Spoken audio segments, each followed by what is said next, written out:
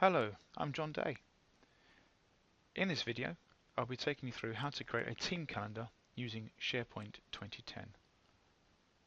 To do this, we'll create a calendar, turn it into a group calendar, and then use various SharePoint tools to create colourful overlays for each of the different team events. So here I am in a group calendar in my SharePoint 2010 team site. But if I click on the calendar tab, you can see there's a few extra buttons that you don't normally see on a regular calendar. For example, if I go to this week group scope view, you can see I'm doing specific things throughout the week, and it's showing my name down the left hand side. So when I go to the people selector down the left hand side, it shows me a list of my SharePoint groups. And if I look at my team members, it now populates all the other people and shows me what they're doing. But what I've done with this calendar, which is quite good, is I've changed the color coding so that regular meetings and so on are in green, all my annual leave is in orange, any sick leave is in pink, and any training we've put in blue. So you can color code different types of categories to apply to a good way to see where your team are from one day to the next. So how do we create this? The first thing we need to do is create a calendar or use an existing calendar for our example. I'm going to use a calendar that's already in the team site and then show you how to change the settings to apply group calendar options. And then we're going to create some views, one for each different type of category that we'd like to filter upon our staff's events. So we're going to use the existing calendar view, but I'm going to create a sick view, a training view, and an annual leave view. And then we'll apply calendar overlays to each of those views. So the final result will show the color coding on one calendar. So I'm inside my SharePoint site, and what I'm going to do is use my existing calendar for this example. Now you could create a new calendar from scratch, but when I go into the calendar's list settings,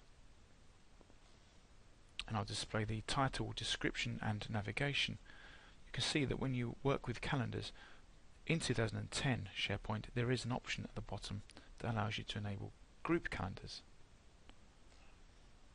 I'm going to say yes to that and save.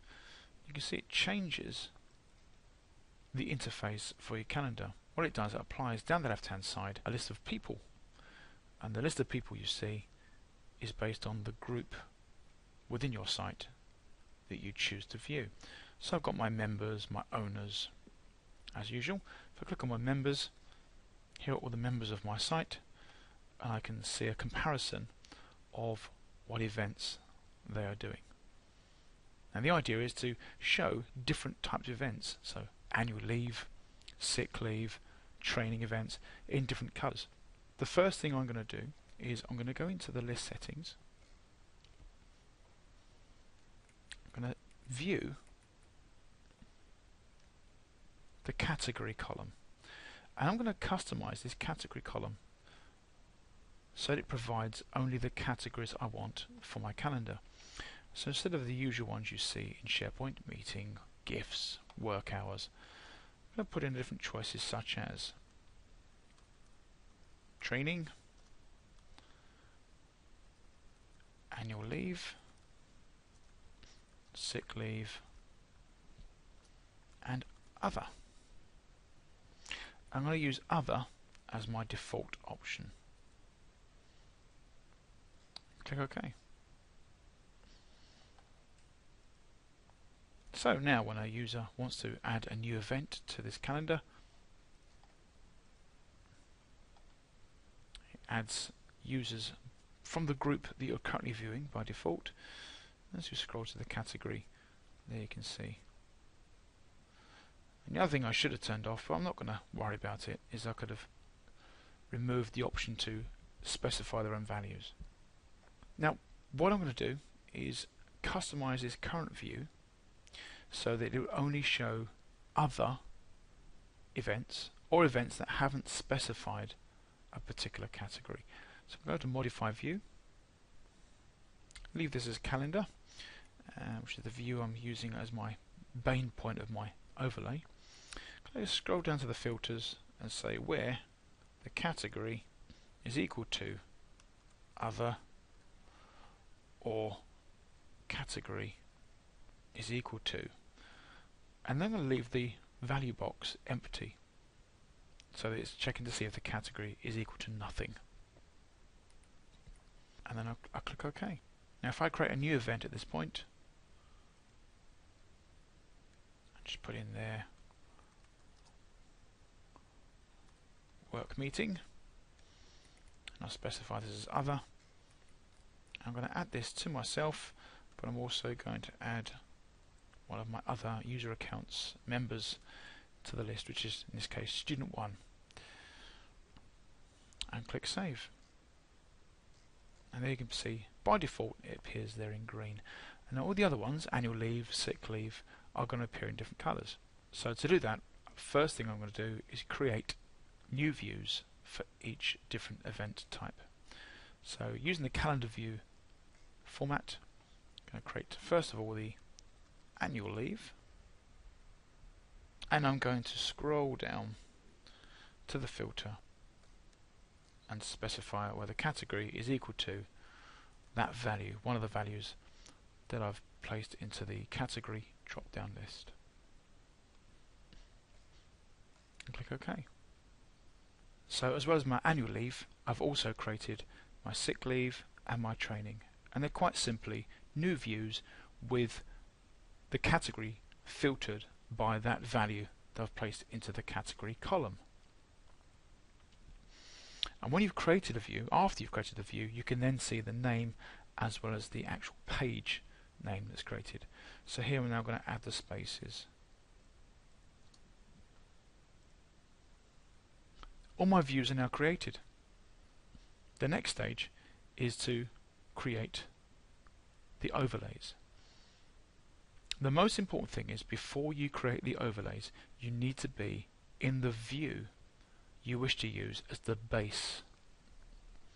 So I need to be in the calendar view where I originally created the filter showing the work meeting.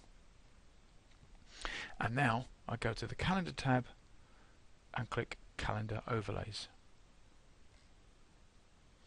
So for the calendar view, you can see there are no overlays yet.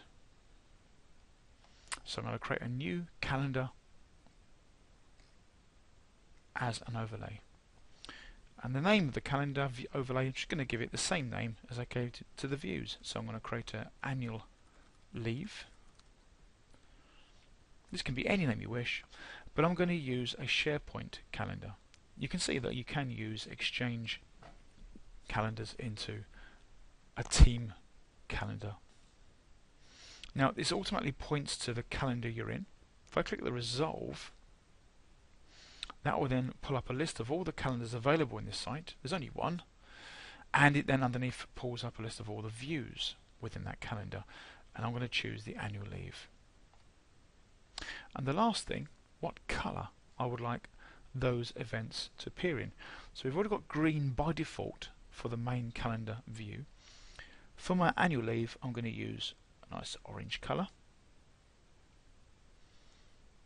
and I'm going to click OK. I now repeat that for the sick leave and the training categories. The sick leave I've put in with a pink colour, and again you can see that I've picked the list and the appropriate view, and the training I've put in with a ice blue colour, and again I've chosen the correct view to use for the overlay, and then I click on OK. So I now have 3 overlays sitting on top of my calendar view. Now if I click back on the calendar view, there's the original meeting for myself. I'm now going to have a sick day on Tuesday, so I'm going to create a new event.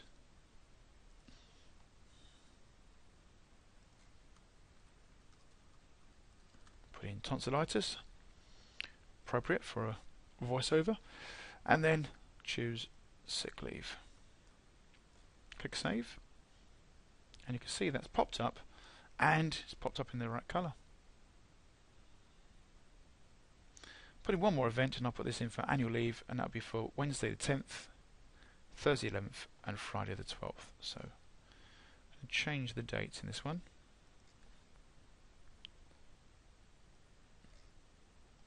And there you go.